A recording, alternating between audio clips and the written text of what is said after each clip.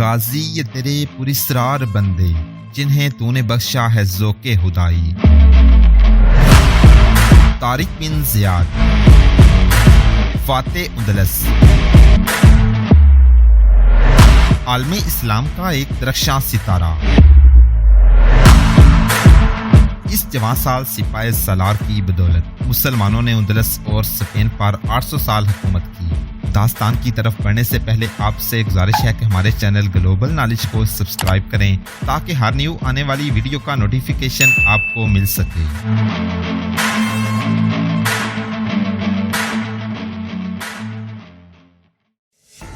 طوفان بادو باران بھی گزر گیا اور طوفانی رات بھی گزر گئی۔ صبح لشکر کی حالت اس بحری جہاز جیسی تھی جو طوفان میں سمندری چٹانوں سے ٹکرا کر پاش ہو گیا ہو اور ٹکڑے سمندر میں بکھر گئے ہوں۔ مجاہدین کوچ کے قابل نہیں رہے تھے، کئی مجاہدین بیمار ہو گئے۔ لشکر کو صرف ایک دن اور رات آرام دیا گیا، اگلے دن لشکر کوچ کر گیا۔ ان پیادہ مجاہدین کو جو بیمار ہو گئے تھے گھوڑوں پر سوار کر دیا گیا تھا۔ کوچ فجر کی نماز کے بعد شروع ہوا تھا۔ نماز اس حالت میں پڑھی گئی تھی کہ زمین گیلی تھی اور درختوں کے پتوں سے شبنم ٹپک رہی تھی۔ نماز کے بعد موسیٰ بن نصیر نے لشکر سے مختصر سا خطاب کیا جو تاریخ اسلام کا حصہ بن گیا ہے۔ اللہ طوفانوں سے انہیں ثابت و سالم نکالتا ہے جن پر مہربان اور راضی ہوتا ہے۔ طوفان نوح سے اللہ نے صرف انہیں نکالا تھا جو نوح کے پیروکار تھے اور جو اپنے اعمال سے اللہ کی خوشنودی چاہنے والے تھے۔ اس میں کوئی شک نہیں کہ اللہ انعام دیتا ہے انہیں دنیا میں بھی آخرت میں بھی۔ تم کفر کی اس زمین پر اللہ اور اس کے رسول صلی اللہ علیہ وسلم کا پیغام لے کر آئے ہو۔ بے شک اس زمین کو تمہارے قدموں نے اور تمہارے سجدوں نے اور شہید ہونے والوں کے لہو نے پاک کر دیا ہے۔ یہاں کی فضاؤں کو تمہاری اذانوں نے معطر کر دیا ہے۔ یہ اللہ کا وعدہ ہے کہ تم ایمان والے اور ثابت قدم رہنے والے ہوئے تو 10 100 پر اور 100 1000 پر غالب آئیں گے۔ اور یاد رکھو نہ تم بربر ہو نہ عرب ہو، تم مسلمان ہو۔ تم میں نہ کوئی کمتر ہے نہ برتر ہے، برتر وہی ہے جس میں اللہ کی راہ میں اپنی جان اور اپنا مال قربان کرنے کا جذبہ ہے۔ میرے رفیق کو اللہ تمہارے ساتھ ہے۔ لشکر نئے جوش اور نئے ولولے سے منزلیں طے کرتا اراگون کے مرکزی شہر سارگاسا پہنچ گیا۔ ارد گرد کا علاقہ بہت خوبصورت تھا، دفاع کے لحاظ سے شہر بہت مضبوط تھا۔ موسیٰ نے شہر کو محاصرے میں لینے سے پہلے ایک سالار کو یہ کہہ کر آگے بھیجا، قلعے والوں سے کہے کہ خون ریزی کے بغیر دروازے کھول دیے جائیں۔ اگر مقابلہ کیا گیا اور ہم نے قلعہ سر کر لیا تو کسی کو معاف نہیں کیا جائے گا۔ خود دروازے کھول دو گے تو ہر رعایت اور نرمی کے حقدار قرار پاؤ گے۔ سالار نے آگے جا کر اعلان کیا، اگر یہیں سے واپس چلے جاؤ گے تو ہم تمہارا تعاقب نہیں کریں گے۔ قلعے کی دیوار کے اوپر سے جواب آیا، اس قلعے کو سر کرنے کے خواب اپنے ساتھ لے جاؤ، ہم خون ریزی نہیں کرنا چاہتے۔ سالار نے کہا، ہم خون ریزی کرنا چاہتے ہیں۔ اوپر سے جواب آیا، وہ راڈرک مر گیا ہے جسے تم نے شکست دے لی تھی، یہاں کوئی راڈرک نہیں۔ اس کے ساتھ ہی دیوار پر کھڑے تمام آدمیوں نے بڑا بلند کہکا لگایا، واپس آ جاؤ۔ موسیٰ بن نصیر نے گرجدار آواز میں اپنے سالار کو واپس آنے کا حکم دیا۔ شہر کو محاصرے میں لے لیا گیا۔ شہر کی فوج نے باہر آ کر دلیرانہ حملے کیے اور اندلسی بڑی بے جگری سے لڑے لیکن مسلمانوں کو پیچھے نہ ہٹا سکے۔ شہر کی فوج کے 1-2 دستے باہر آتے، لڑتے اور دروازوں میں داخل ہو جاتے تھے۔ تمام تر اندلس میں اندلسیوں کے لڑنے کا یہی طریقہ تھا۔ کارگاسا کی فوج نے بھی یہی طریقہ اختیار کیا، اس سے مسلمانوں کا خاصا جانی نقصان ہوا۔ آخر یہی طریقہ دفاع کارگاسا کی فوج کو لے ڈوبا، لیکن چند ایک مجاہدین کو اپنی جانوں کی قربانی دینی پڑی۔ تاریخوں میں ان کی تعداد 50 اور 60 کے درمیان لکھی گئی ہے۔ ایک پرتگالی تاریخ نویس نے ان کی تعداد 100 سے کچھ زیادہ لکھی ہے۔ ان کی تعداد 50 تھی یا 100 تھی۔ انہوں نے جام بازی کا یہ مظاہرہ کیا کہ محاصرے کے 8ویں یا 9ویں روز جب شہر کے دروازے کھلے اور اندر سے گھوڑ سوار نکلنے لگے تو مسلمان تیر اندازوں نے ان پر تیر برسانے شروع کر دیے۔ اس وقت تک کم و بیش 400 گھوڑ سوار ایک دروازے سے باہر آ چکے تھے اور دوسرے دروازے میں سے 300 کے لگ بھگ پیادے نکل آئے تھے۔ ابھی ان کے پیچھے اور سوار اور پیادے آ رہے تھے۔ یہ پہلا موقع تھا کہ تیر اندازوں کو آگے کیا گیا۔ تیروں کی بوچھاڑوں نے سواروں اور پیادوں کو گرایا بھی اور بھاگنے پر مجبور بھی کر دیا۔ واپس دروازوں کے اندر جانے والے دروازوں میں پھنس گئے۔ انہوں نے اندر جا کر دروازے بند کر لینے تھے۔ اس موقع پر 50 یا 100 جانباز مجاہدین نے حیران کن کارنامہ کر دکھایا۔ وہ ان سواروں اور پیادوں میں گھس گئے اور ان کے ساتھ ہی اندر چلے گئے۔ موسیٰ بن نصیر نے اپنے 2 دوستوں کو حلہ بولنے کا حکم دے دیا۔ دروازوں کے اندر جانبازوں نے مار کا لڑا اور دروازے بند نہ ہونے دیے۔ وہ تمام کے تمام شہید ہو گئے اور مسلمانوں کا لشکر ان دروازوں پر حلہ بول کر اندر چلا گیا۔ شہر کی فوج نے بڑی بے جگری سے مقابلہ کیا، لیکن مسلمان جس قہر اور غضب سے اندر گئے تھے اس کے سامنے شہر کی فوج ٹھہر نہ سکی۔ بہت خون ریزی ہوئی اور شہر مسلمانوں کے قبضے میں آ گیا۔ موسیٰ بن نصیر نے شہر کی بچی ہوئی فوج کو اس کے افسروں سمیت قید کر کے اسے تمام حقوق اور مراز سے محروم کر دیا۔ شہریوں پر تاوان اور جزیہ عائد کیا گیا۔ موسیٰ نے نہایت تیزی سے شہر کی انتظامیہ کے لیے حاکم اور عمال مقرر کیے جو سب کے سب مسلمان تھے۔ کسی یہودی اور عیسائی کو حکومت میں شامل نہ کیا گیا۔ شہر کا سب سے بڑا حاکم جو پورے صوبے کا حاکم تھا، حسین بن عبداللہ کو مقرر کیا گیا۔ اس کی حیثیت گورنر جیسی تھی۔ حسین بن عبداللہ کا نام اس وجہ سے آج تک تاریخ میں زندہ ہے کہ اس نے کارگاسا میں ایک عظیم و شان مسجد تعمیر کرائی تھی۔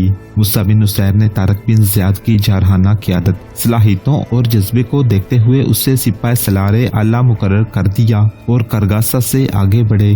کتلونا اور ویلنیشیا 2 بڑے شہر فتح کیے۔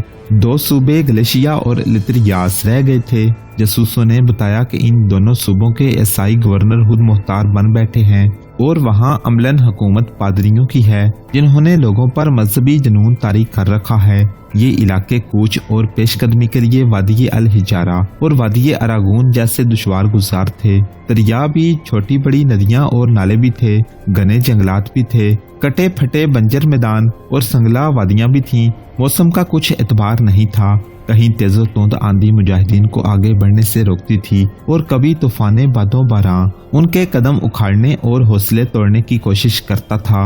بفری ہوئی سیلابی ندیوں نے، نالوں نے اور دلدل نے مسلمانوں کی پیش قدمی کو پسپائی میں بدلنے کو بہت جوش مارا، لیکن اللہ اکبر کے نعرے، رات کی چمک اور کڑک کا منہ چڑھاتے آگے ہی آگے بڑھتے گئے۔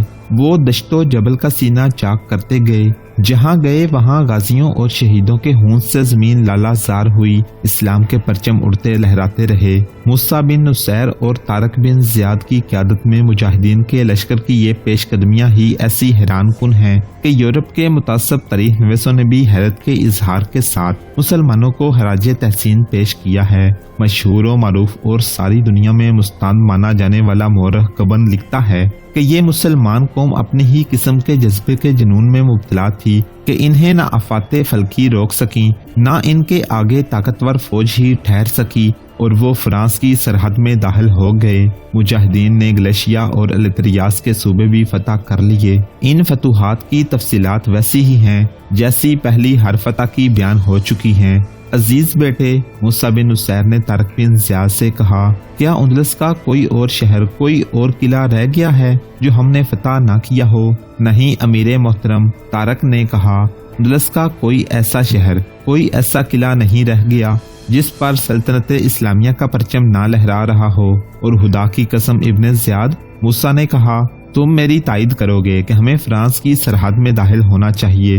سلطنت اسلامیہ کی کوئی سرحد نہیں ہوتی قابل احترام امیر، طارق نے کہا، ہمیں فرانس کی اگلی سرحد تک پہنچنا چاہیے۔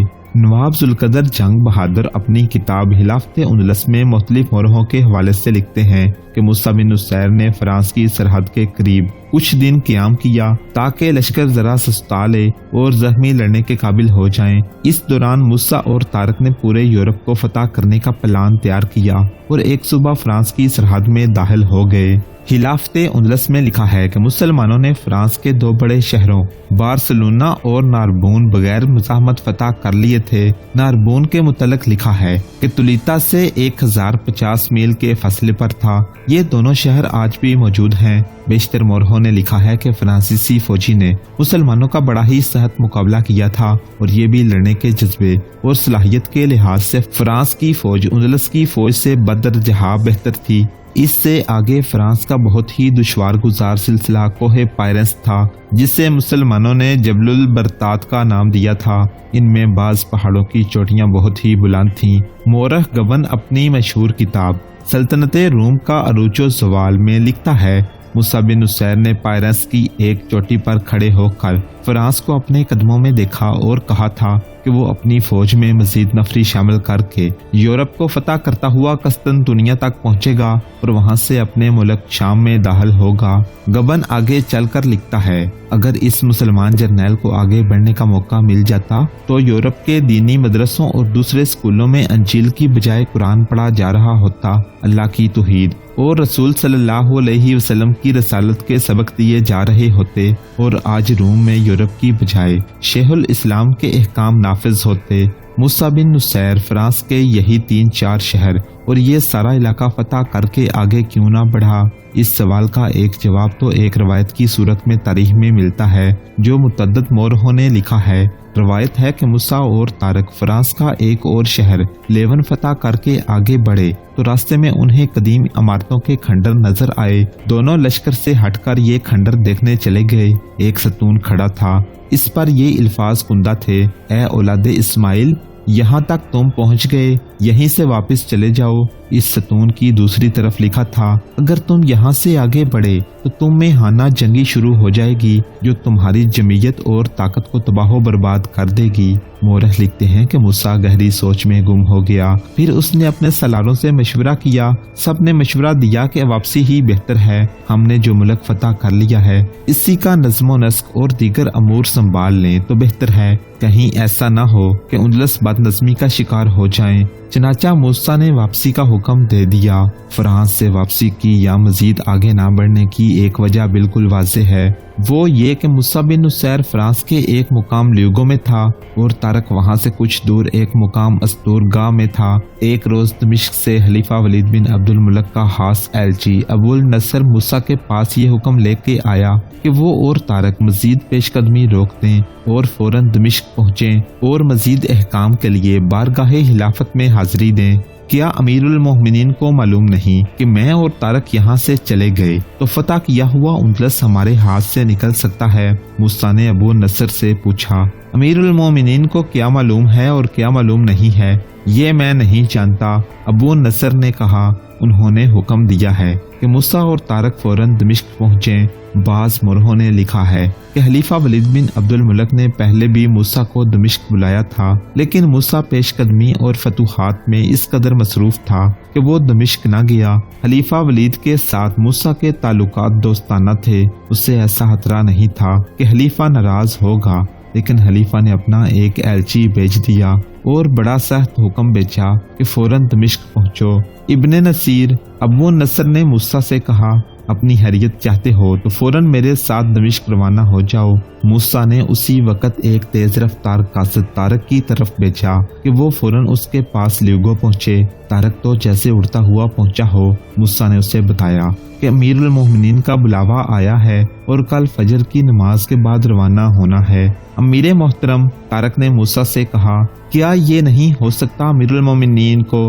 ابن زیاد ابو نصر نے طارق کو ٹوک کر کہا، امیر المومنین کوئی جواز قبول نہیں کریں گے، ان کے عتاب کو میں جانتا ہوں۔ طارق بیٹا، موسیٰ کے یہ الفاظ تاریخ میں محفوظ ہیں جو اس نے طارق سے کہے، چلنا ہی پڑے گا، واپس چلنے میں ہی ہماری بہتری ہے۔ میں نے اپنی بہتری کی کبھی پرواہ نہیں کی، طارق نے کہا، میرے سامنے سلطنت اسلامیہ کی بہتری ہے، تم نے میری حکم عدولی کی تھی تو میں نے تمہیں معاف کر دیا تھا۔ موسیٰ نے کہا، امیر المومنین اپنے حکم کی خلاف ورزی معاف نہیں کریں گے۔ جا طارق بیٹے، جانے کی تیاری کر لے، ہم واپس آئیں گے، فرانس کے یہ بلند و بالا پہاڑ ہمارا انتظار کریں گے۔ موسیٰ اور طارق دمشق کو روانگی کی تیاری کرنے لگے۔ انہیں ذرا سا بھی شک نہ ہوا کہ وہ کبھی واپس نہ آنے کے لیے جا رہے ہیں اور دمشق کا قیدخانہ موسیٰ بن نصیر کا اور ہمیشہ کی گمنامی طارق بن زیاد کی منتظر ہے۔